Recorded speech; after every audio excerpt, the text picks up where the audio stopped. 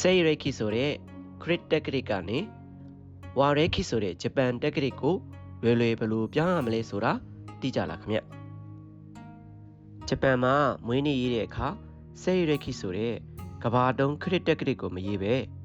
ဟေးစေးနာနာနဲ့စသဖြင့်ဝါရဲခိဆိုတဲ့ဂျပန်တက်ကရစ်နဲ့ရေးတာဂျုံမှုကြမှာပါセイレキဆိုတာကယေရှုခရစ်တော်မွေးဖွားခဲ့တာကိုအခြေခံခဲ့ပြီးဝါရဲခိဆိုတာကတော့ဂျပန်ဘုရင်တွေနန်းတက်ခဲ့တဲ့ခေတ်အဆက်ဆက်ကိုအခြေခံပြီးပေါ်ပေါက်ခဲ့ခြင်းဖြစ်ပါတယ်။ဒါဆိုရင်セイレキကနေ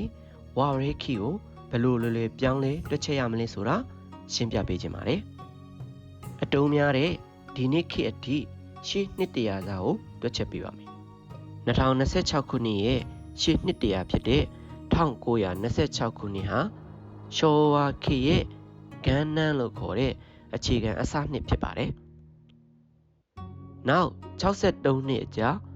1989ခုနှစ်ဟာဟေးစေးခေတ်ရဲ့အခြေခံအစနှစ်ဖြစ်ပါတယ်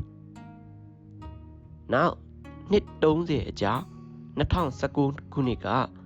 ရေဝါခေတ်ရဲ့အခြေခံအစနှစ်ဖြစ်ပါတယ်။ဒါကြောင့်1926ကနေ1988အထိကရှောဝါခေတ်1989ကနေ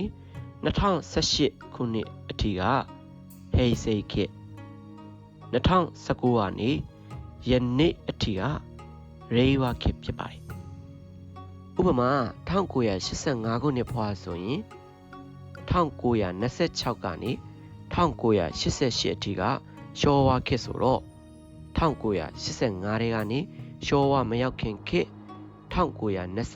နှုတ်ရင်60ရတဲ့အတွက်ကြောင့်ရှောဝါရခုဂျူနန်းလို့ရေးပါတယ်1995ခုနှစ်ဆိုရင်1989ခုနှစ်ကနေ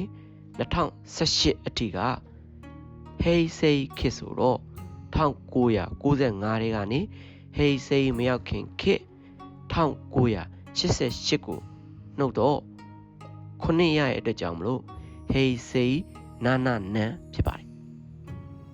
လက်ရှိကာလ2026ဆိုရင်2019ခုနှစ်ကနေယနေ့အထိက